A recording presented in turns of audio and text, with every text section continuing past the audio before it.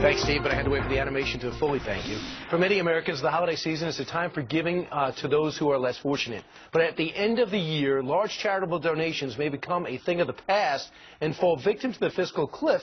Here to expand on that is Fox News legal analyst Peter Johnson, Jr. Let's hope not. We're talking about the charitable deduction, correct? Yeah, and everybody's taking shots at it. The president wants to limit the deductions of charitable deduction. We're now talking about on the Republican side a basket of deductions, and maybe that could be part of it.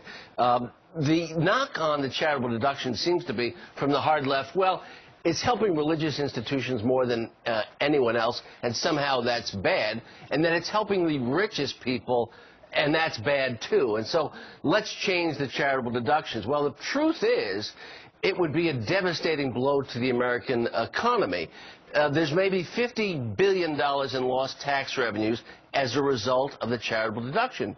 But it throws almost $300 billion in efforts for charities in this country. So for every dollar lost in tax revenue, almost $6 is gained in helping people for Sandy, helping people for Katrina, helping people for all these efforts across the country, the things that government can't and won't do. And the nonprofits. And the nonprofits, and hospitals, colleges, and schools. I'll tell you, Peter, that they're extremely nervous from A to Z across this country. If that deduction goes away, it's going to mess up the balance. This change is part of our culture before the 1917 law.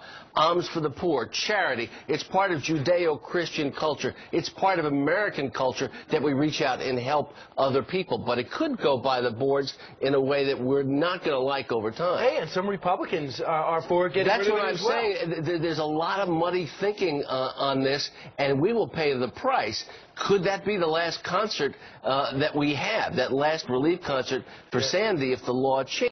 The likelihood is not, but there's a possibility. Now, I know people give because they want to give, and that's great. Yeah. But the other thing is people are going to get a little fed up and say, all right, you want a social program? Go ahead and do it. You're going to take this away? I think people will change the attitude. But it incentivizes giving. And there are polls that show that it does incentivize giving. And most of the polls show that people want to keep the charitable deduction. Whether or not it helps the rich most, it also helps the poorest the most. Well, we were